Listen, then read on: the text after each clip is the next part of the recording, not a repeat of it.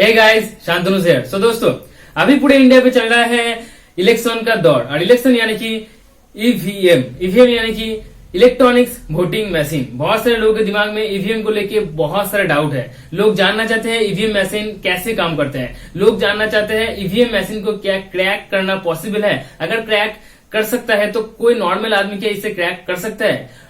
पहले हमारा ballot paper system था, तो बैलेट पेपर सिस्टम को क्यों हटा दिया गया है और बैलेट पेपर सिस्टम को हटा देके ये ईवीएम को लेके आया है। क्या ईवीएम उतना ज्यादा सिक्योर्ड है जितना सरकार कहते हैं? तो उसके बारे में सब कुछ डिटेल से बताएंगे ईवीएम को लेके।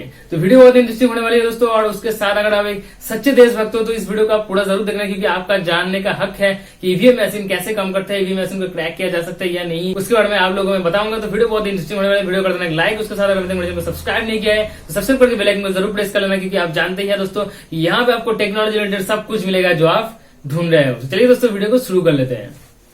सो दोस्तों, जैसे कि सभी को पता है, पहले वोट होता था बैलेट पेपर सिस्टम के थ्रू, यानी कि एक पेपर में मोहर लगा के उस पेपर को एक बॉक्स के अंदर डाल दिया जाता था और उस बॉक्स को वोट खत्म होने के बाद सील कर दिया जाता था और काउंटिंग के टाइम पे सारे बॉक्स को एक साथ मतलब खोल के उसको काउंट किया जाता था और उसी काउंट के वजह से निकल के आता था जो ओनर है वो। ठीक है, तो पहली बात तो ये है कि दोस्तों बैलेट पेपर सिस्टम जब होता था तब बहुत सारे मतलब चोरी वगैरह हो जाता था। जब एक साथ बॉक्स को लिया जाता था, मतलब कहीं पर एक जगह पे काउंटिंग होता था, तो जब काउंटिंग के लिए इधर उधर से लाना पड़ता था बॉक्स को, तब ऐसा होता था कि बहुत सारे लोग वो बॉक्स को रास्ते में चुरा देते थे। ठीक है, और अपना पार्टी का बॉक्स वहां पे दे देते थे। इस टाइप का होता था और वोटिंग के टाइम पे काफी सारा मतलब प्रॉब्लम होता था इस टाइप का। तो इसीलिए दोस्तों बैलेट पेपर सिस्टम को हटा दिया गया है और ईवीएम को लाया गया है। और यहाँ पे ये भी सुनने को आया है दोस्तों कि पेपर का प्राइस थोड़ा ज्यादा हो गया है, इसीलिए बैलेट पेपर सिस्टम को हटा दिया गया है। तो देखिए दोस्तों, यहाँ पे मैं आपको बताना चाहता हूँ कि एक दिन में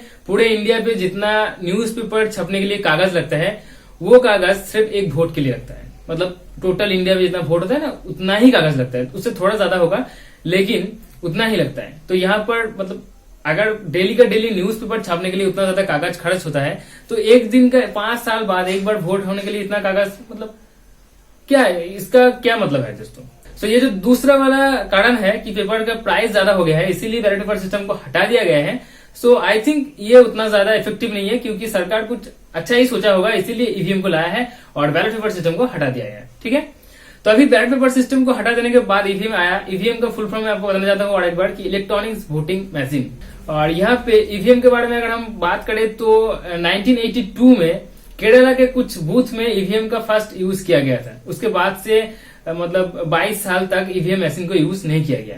उसके बाद 2004 में ईवीएम मशीन को टोटली लॉन्च कर दिया गया और अभी तक ईवीएम मशीन के थ्रू ही वोटिंग होता है। ठीक है, ये जो ईवीएम मशीन है, ये ईवीएम मशीन पूरे इंडिया पे सिर्फ 2 ही जगह पे मेकिंग होता है। एक है बेंगलुरु, उसका जो कंपनी का नाम है वो है भारत इलेक्ट्रॉनिक्स लिमिटेड, और दूसरा जो कंपनी है वो है हैदराबाद में ECIL यानी कि electronics corporation of India limited. ये दोनों जगह पे सिर्फ ईवीएम मशीन का मेकिंग होता है। ठीक है, सो अभी मैं आपको थोड़ा बता देता हूँ कि ईवीएम कैसे काम करता है। देखिए, ईवीएम का 2 मेन पार्ट होता है, एक है कंट्रोल यूनिट और दूसरा है बैलेट यूनिट। ठीक है, बैलेट यूनिट जो मतलब आप अगर वोट देने जा रहे हो तो आपका सामने बैलेट यूनिट रहेगा। बैलेट यूनिट के साइड में आपका बहुत सारे बटन देखने को मिलेगा और यहाँ पे एक एक करके आपको मतलब पार्टी का नेम के साथ उसका जो साइन है वो आपको देखने को मिलेगा। सो ये जो बैलेट यूनिट है, इस बैलेट यूनिट में आपको 16 पार्टी का नेम दिखने को मिलेगा। अगर 16 पार्टी से ज्यादा है तो आप इस और एक दूसरा बैलेट यूनिट इसके साथ कनेक्ट कर सकते हैं। ठीक है, एक कंट्रोल यूनिट के साथ आप 4 बैलेट यूनिट कनेक्ट कर सकते हैं। ठीक है, 4 यानी कि आप 16 करके 64 पार्टी का नाम आप दे सकते हैं। ठीक है, और ये जो कंट्रोल यूनिट है, इस कंट्रोल यूनिट के साथ बैलेट यूनिट को एक वायर के थ्रू कनेक्ट किया जाता है। इस वायर जो है ये 5 मीटर लंबा होता है, यानी कि काफी ज्यादा लंबा होता है। और कंट्रोल यूनिट जो मतलब वोट देने जा रहे हो तो वहां पे जो लोग काम करते हैं उसके पास रहता है कंट्रोल यूनिट।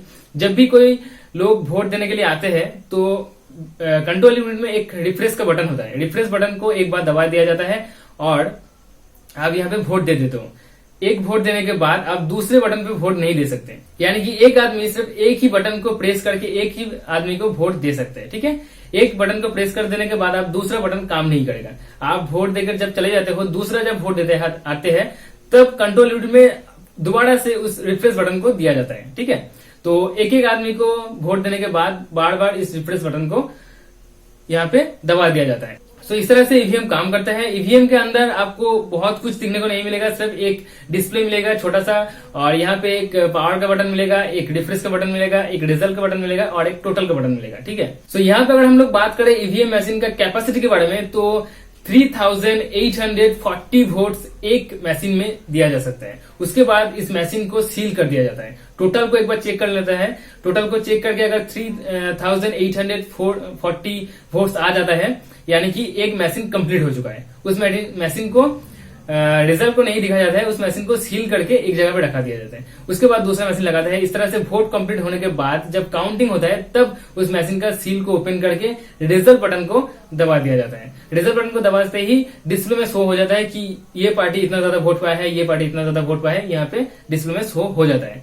और हर एक मतलब ईवीएम मशीन को टोटल करके टैली के थ्रू टोटल एकदम से निकाला जाता है कि कौन पार्टी मतलब जीता है, यहाँ पे ओनर है। ठीक है, तो इस तरह से ईवीएम मशीन काम करते हैं। सो देखिए दोस्तों, यहाँ पे अगर हम लोग बात करें कि ईवीएम मशीन को कैसे क्रैक किया जा सकता है, तो ईवीएम मशीन को क्रैक करना उतना ज्यादा कठिन भी नहीं है, लेकिन इम्पॉसिबल भी है। कैसे?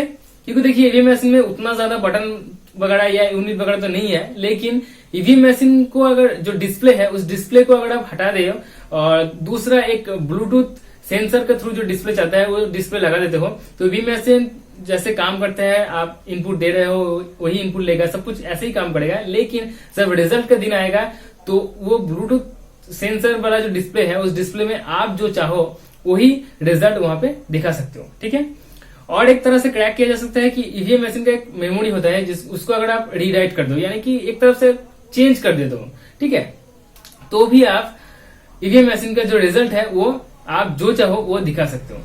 और इम्पॉसिबल क्यों है दोस्तों? क्यों? देखिए दोस्तों, क्योंकि ईवीएम मशीन जहां पे है वहां पे हमारे सेंट्रल का बहुत सारे फोर्स होता है, मतलब वोट बूथ में बहुत ज्यादा सिक्योरिटी होता है। ठीक है, तो अगर आप एक ईवीएम मशीन को क्रैक कर भी देते हो तो भी आप वोटिंग में, हाँ वोटिंग में थोड़ा बहुत अंतर होगा, लेकिन एक मतलब एक एक करके सभी ईवीएम को आप डिस्प्ले चेंज कर रहे हो, आप मेमोरी चेंज कर रहे हो, ऐसा नहीं होता है। ठीक है, लेकिन इसके बारे में थोड़ा बहुत 2014 में ऐसे सुनने को आया था कि ईवीएम मशीन थोड़ा बहुत हैक हुआ है या क्रैक हुआ है। ठीक है, और दिल्ली हाई कोर्ट में ऐसा भी मतलब न्यूज दिया था कि ईवीएम मशीन उतना ज्यादा सिक्योर नहीं है। दूसरे कंट्री की अगर हम बात करें तो बहुत सारे कंट्री में ईवीएम मशीन को बैन कर दिया गया है, क्योंकि वहां का लोग बोलता है कि ईवीएम मशीन को इजिली लोग हैक कर पा रहे हैं। तो यहाँ पे अगर हम लोग बात करें कि नॉर्मल लोग अगर इसको हैक करना चाहे तो कैसे कर सकते, तो नॉर्मल लोग इसका मतलब यहाँ पे सवाल ही नहीं उठता कि नॉर्मल लोग इसको हैक कर ले। ठीक है, क्योंकि वहां पे बहुत ज्यादा फोर्स वगैरह होता है, सिक्योरिटी होता है बहुत ज्यादा। और ईवीएम मशीन को जो इस तरह से क्रैक किया जा सकता है, ये एक्चुअल में इंडियन इंटेलिजेंस ने ही ढूंढ कर निकाला है, क्योंकि उन्होंने ही ऐसा सोचा है कि अगर कोई क्रैक करना चाहे तो कैसे क्रैक करे। तो उन्होंने ऐसे बाईपास निकालने की कोशिश किया है और इस तरह से 2 बाईपास उनके पास निकल के आया है कि इस तरह से हैक किया जा सकता है। तो उन्होंने ही बताया था कि इस तरह से क्रैक किया जा सकता है, और उसके बाद दिल्ली हाईकोर्ट ने भी बताया था कि हाँ इस तरह से क्रैक किया जा सकता है। तो सिक्योरिटी और फोर्स का बहुत ज्यादा यहाँ पे इंपॉर्टेंस है। ठीक है, प्रायोरिटी देते हैं लोग। तो उसके बाद बहुत सारे लोगों के दिमाग में ऐसा भी आया था कि हम ईवीएम मशीन में जो पार्टी को वोट दे रहे हैं, हम तो बटन दबा देते हैं, लेकिन उस पार्टी का मतलब हमारा वोट जो है वो सही है या गलत है, मतलब सही में दिया है अगर मतलब स्विच भी चेंज कर सकते हैं लोग कि हम ए वाला पार्टी को दे रहे हैं लेकिन वोट जा रहा है बी वाला पार्टी को, ऐसा होता है। ठीक है, क्योंकि दुनिया में कुछ भी चीज नामुमकिन नहीं है, नथिंग इज इम्पॉसिबल। जैसे कि कॉल को फॉरवर्ड करना, यानी कि मेरे फोन में अगर कोई कॉल आ रहा है, अगर मैं मेरे नंबर को दूसरे नंबर से फॉरवर्ड कर दूं तो उसके फोन में वो मतलब कॉल चला जाएगा, ऐसा होता है, आप लोग जानते हैं। तो इस तरह से लोग सोच रहे थे अगर ऐसा है तो मतलब कुछ ऐसा करना चाहिए जिसके जरिए हम लोग देख पाए कि हम जिसको वोट दे रहे हैं वही पे वोट गया है या नहीं गया है। तो उसके लिए और एक सिस्टम आ रहा है जो कि जिसका नाम है voter verified paper audit trail. हाँ दोस्तों, इसके जरिए क्या होगा कि ईवीएम मशीन तो रहेगा, उसके साथ और एक मशीन रहेगा। यहाँ पे आप जिस बटन को दबा रहे हैं, जिस पार्टी को वोट दे रहे हैं, उस पार्टी का यहाँ पे और एक डिस्प्ले हो जाएगा, और डिस्प्ले के थ्रू एक कागज उसके अंदर जमा हो जाएगा। यानी कि वो जो पहले वाला था कि बैलेट पेपर सिस्टम, उस बैलेट पेपर सिस्टम और ईवीएम ये दोनों को मिक्स करके ये VVPAT आ रहा है। ठीक है, ये आई थिंक 2014 में थोड़ा बहुत वोटिंग बूथ में यूज किया गया था, और अभी तक इसको उतना ज्यादा यूज नहीं किया गया। अभी बहुत सारे वोटिंग बूथ में यूज होगा ही है, ठीक है। तो आई थिंक आप लोग समझ गए होंगे कि ईवीएम मशीन क्या है, कैसे हमारा ईवीएम मशीन काम करता है, ईवीएम मशीन को कैसे क्रैक किया जा सकता है, या कोई नॉर्मल आदमी इसे क्रैक कर सकता है या नहीं कर सकता है, इसके बारे में सब कुछ समझ गए होंगे। तो दोस्तों इस वीडियो को ज्यादा से ज्यादा शेयर जरूर करना, फेसबुक, व्हाट्सएप, इंस्टाग्राम पे जहां पर हो सके दोस्तों इस वीडियो को ज्यादा से ज्यादा शेयर करो, क्योंकि लोगों को पता चलना चाहिए कि ईवीएम मशीन कैसे काम करता है। और एक्चुअल में आप जानते हैं कि हमारा इंडिया एक लोकतांत्रिक देश है और एक वोट का कीमत कितना है। तो मतलब यहाँ पर अगर वोट का हेराफेरी हो रहा है, हेराफेरी अगर होगा तो लोगों को अगर जानेंगे ना, इसके बारे में जानेंगे कि ईवीएम मशीन कैसे काम करते हैं, कैसे इसे क्रैक किया जा सकता है, लोग भी सतर्क होंगे, जागरूक होंगे लोग, ठीक है। अगर वोट बूथ में कुछ भी लोगों को लगता है कि यहाँ पे कुछ प्रॉब्लम है, अगर वीडियो को देखेंगे, जानेंगे तो ही उसको पता चलेगा ना कि कुछ प्रॉब्लम है या नहीं है। तो इस वीडियो को ज्यादा से ज्यादा शेयर करो और लोगों को बताओ कि ईवीएम मशीन के बारे में, ठीक है। तो आई थिंक वीडियो को थोड़ा बहुत भी अच्छा लगा होगा। अगर थोड़ा बहुत भी अच्छा लगता है तो लाइक जरूर करना। उसके साथ अगर अभी तक मेरे चैनल को सब्सक्राइब नहीं किया दोस्तों तो सब्सक्राइब करके बेल आइकन को जरूर प्रेस कर लेना, क्योंकि आप जानते हैं दोस्तों कि यहाँ पे आपको टेक्नोलॉजी रिलेटेड सब कुछ मिलेगा जो आप ढूंढ रहे हो। दोस्तों आज के लिए इतना ही, goodbye and take care.